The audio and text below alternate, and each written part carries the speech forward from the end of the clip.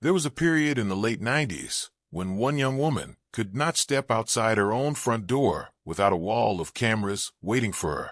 Her name was printed in nearly every newspaper in the country. Comedians built entire routines around her. She became, almost overnight, one of the most recognized and most ridiculed women in the world.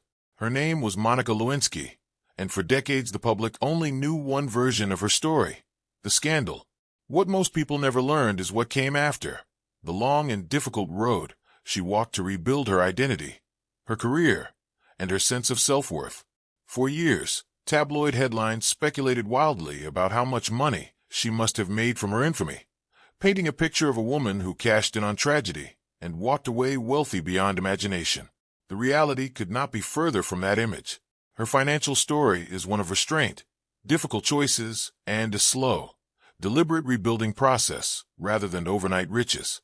Understanding her actual net worth today means understanding the full arc of her life, not just the scandal that made her famous, but the decades of quiet work that followed it. Her story today looks nothing like the caricature the tabloids created, and her financial reality is far more modest and far more meaningful than anyone would expect. Monica Lewinsky was born into a family shaped by both success and upheaval. Her father built a career as a respected physician, and his own family history was marked by displacement, having fled hardship in Europe generations earlier before eventually settling in the United States. Her mother's side of the family carried a similarly winding history, with roots spread across different continents and cultures.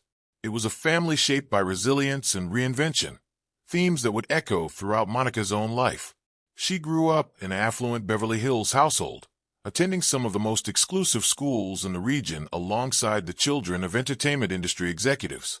On the surface, her upbringing looked like a dream: private schooling, comfortable living, and a social circle filled with privilege. Her classmates included children whose parents worked at the highest levels of the entertainment business, and the world she grew up in was one where extravagance was simply the norm rather than the exception. But behind the comfortable exterior, her home life was far from stable. Her parents' marriage eventually collapsed when she was a young teenager, and the divorce that followed was bitter and emotionally difficult for everyone involved. The household grew tense, arguments were frequent, and both children were placed in therapy to help them process the fallout. Monica later admitted that the environment she grew up in taught her early lessons about secrecy and self-protection that would follow her into adulthood, lessons that would shape how she handled the far greater pressures that awaited her in the years ahead. Seeking an outlet, she found comfort for a time in theater and the arts, joining a close group of students who shared her interest in performance. A tragic loss within that community eventually led her to transfer schools, and she went on to attend a smaller, more specialized program designed for students who needed additional support. There, she threw herself into music, art, and academics, eventually graduating at the top of her class. Classmates who knew her during this period often said they believed she was destined for some kind of public recognition later in life. None of them could have predicted the form that recognition would eventually take. Her college years were spent studying psychology, a subject that reflected her genuine curiosity about people, relationships, and human behavior. She balanced coursework with several jobs and internships, showing an early interest in helping others navigate difficult circumstances. She graduated with a respectable academic record and, through a personal connection, secured an unpaid internship at the White House shortly afterward, a role that would unexpectedly change the entire course of her life. While working at the White House as a young intern, Monica became involved in a relationship with President Bill Clinton, a relationship that would eventually become one of the most consequential political scandals in modern American history. When news of the relationship became public in the late 90s, it triggered an investigation, a national media frenzy, and eventually the impeachment of a sitting president by the House of Representatives, though he was ultimately acquitted by the Senate and remained in office. For Monica, the fallout was immediate and overwhelming. She became the subject of relentless media coverage, much of it deeply personal and dehumanizing. Her private life was picked apart in extraordinary detail. Comedians mocked her nightly on television. Her name became a punchline rather than a person. She later described the experience as one of profound humiliation, noting that the intensity of public shame she experienced was almost unprecedented at the time, occurring just as the internet was beginning to allow gossip and mockery to spread instantly and globally. At the time the scandal broke, she was still in her mid-20s, with no public relations training, no legal team of her own initially, and no roadmap for how to survive this kind of scrutiny. Reporters camped outside her mother's apartment for months. Her wardrobe, her mannerisms, and even the smallest details of her daily routine became fodder for endless commentary. Every major outlet in the country ran her photograph on their front page, and international media outlets picked up the story as well, ensuring that there was almost nowhere in the world she could go without being recognized. It was, in many ways, one of the first true examples of a single individual becoming a global object of ridicule almost overnight, well before social media existed to accelerate that kind of exposure even further. Behind the scenes, the emotional toll was severe. She has spoken candidly in later years about how dark that period became for her, describing thoughts of not wanting to continue living, though she never acted on them. Her mother stayed close by her side through the worst of it, deeply afraid of what the constant public humiliation might do to her daughter. It was, by any account, one of the most difficult and painful chapters imaginable for a young woman still in her 20s. Eventually, Monica cooperated with investigators and testified before a grand jury, an experience that brought the scandal to a formal conclusion, but did nothing to end the intense public scrutiny that followed her for years afterward.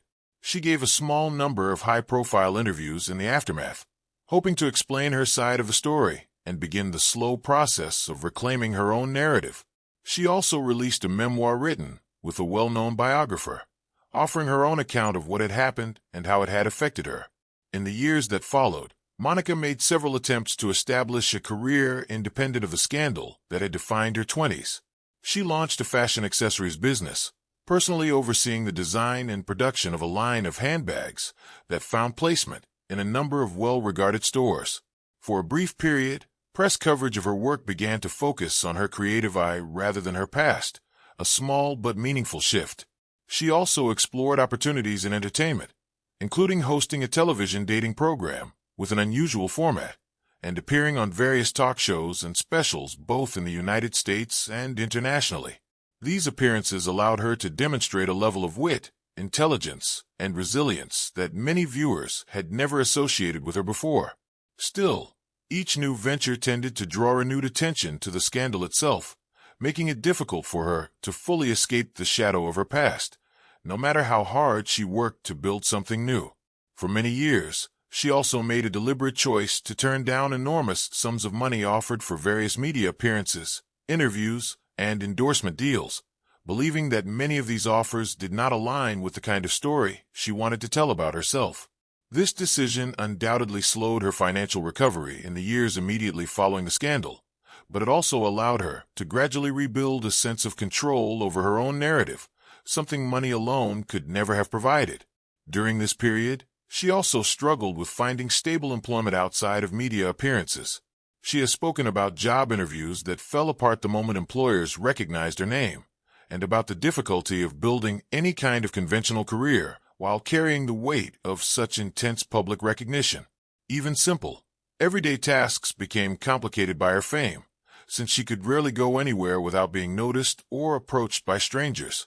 This constant visibility made the ordinary process of rebuilding a professional life far harder than it would have been for almost anyone else attempting a similar reinvention. The turning point in Monica's public life came roughly a decade and a half after the scandal first broke.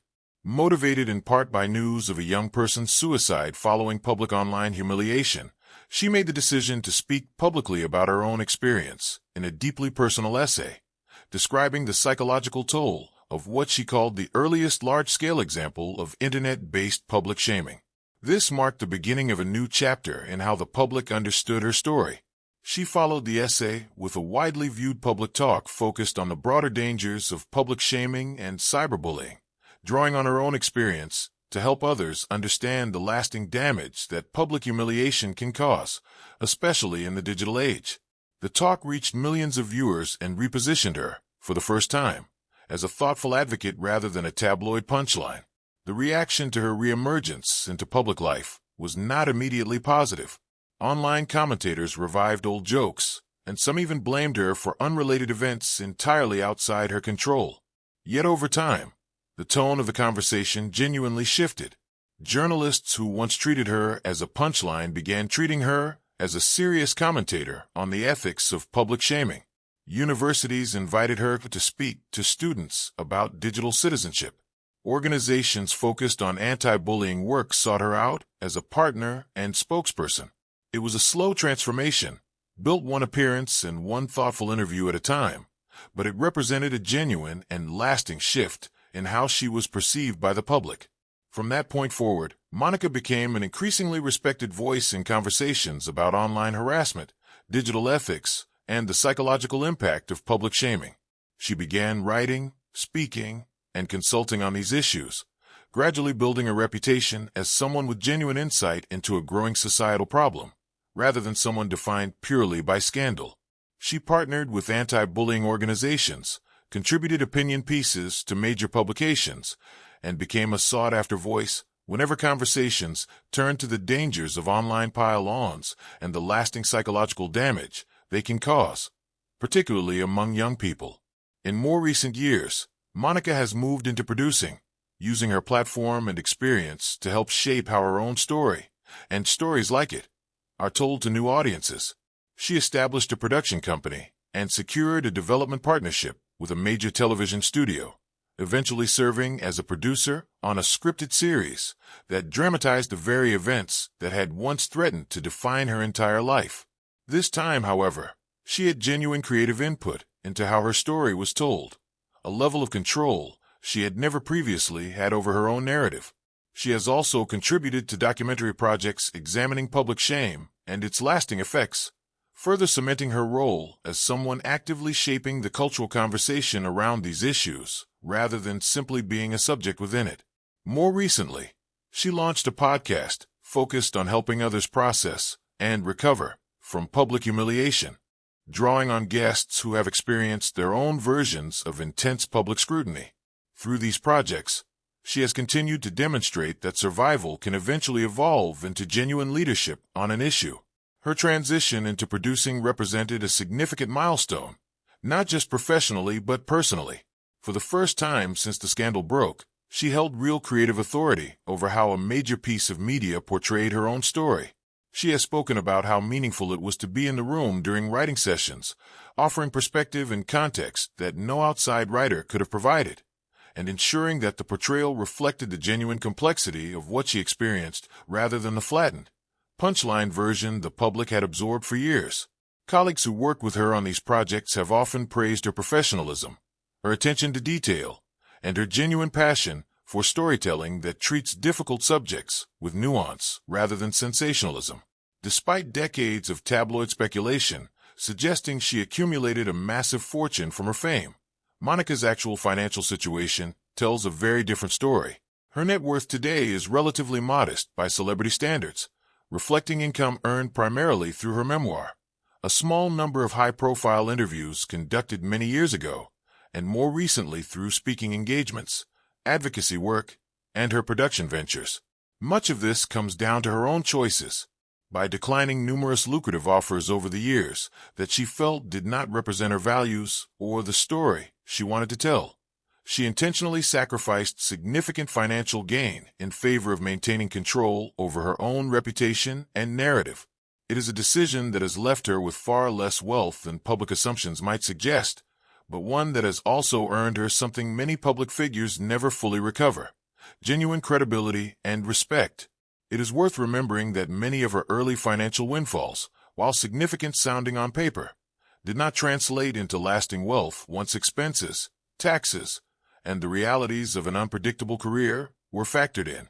Unlike traditional celebrities who can build long-term wealth through sustained entertainment careers, endorsement deals, or investment opportunities, Monica spent much of her adult life navigating a career path complicated by public perception, making it far harder to accumulate the kind of long-term financial security that her level of fame might otherwise suggest.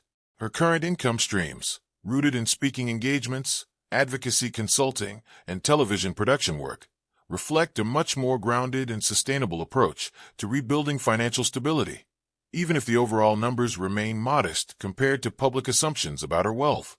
What makes Monica Lewinsky's story remarkable is not simply that she survived one of the most intense periods of public humiliation in modern history, though that alone would be significant. What makes her story stand out is the deliberate, patient work she has done in the decades since to transform that experience into something meaningful, both for herself and for others who have faced similar forms of public shaming. She has spoken candidly about coming to terms with the fact that she could not simply run away from what happened to her. Instead, she chose to integrate the experience into her identity, using it as the foundation for advocacy work, creative projects, and a broader public conversation about the human cost of public shaming in the digital age. Her journey serves as a powerful reminder that public narratives, especially ones formed in moments of scandal, rarely capture the full complexity of a person's life. Behind the headlines and the late-night jokes was a young woman navigating an overwhelming and deeply painful situation largely without the tools or support systems that exist today. In the years since, she has slowly and deliberately rebuilt not just a career, but a sense of purpose, choosing to use her platform to help others rather than simply cash in on her own notoriety. Today, at 51 years old, Monica Lewinsky stands as proof that resilience does not always look like a triumphant comeback filled with wealth and glamour.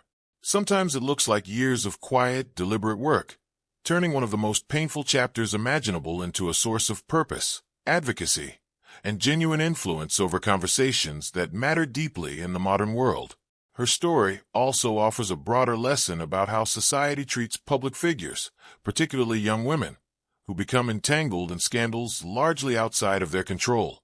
For years, the public narrative around her was shaped almost entirely by others, by political operatives, by tabloid editors, and by comedians looking for an easy punchline. It has taken decades of consistent, thoughtful work for her to finally shape a narrative of her own, one grounded in accountability, growth, and a genuine desire to help others avoid the kind of prolonged public suffering she endured.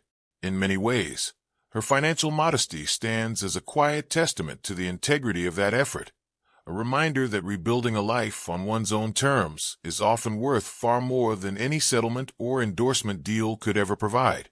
Whatever one thinks of the choices made by everyone involved in that chapter of American history, it is difficult to deny that the woman at the center of it has spent the years since demonstrating a level of thoughtfulness, restraint, and genuine growth that few people ever get the chance to show the world after living through such an intense public ordeal. Her net worth may be modest compared to public assumptions, but her influence on how society talks about shame, privacy, and public humiliation has proven to be far more lasting and far more valuable than any single paycheck ever could have been. What do you think about how Monica Lewinsky has navigated the years since her public scandal? Share your thoughts in the comments below. And if you found her story compelling, consider exploring more stories like this one.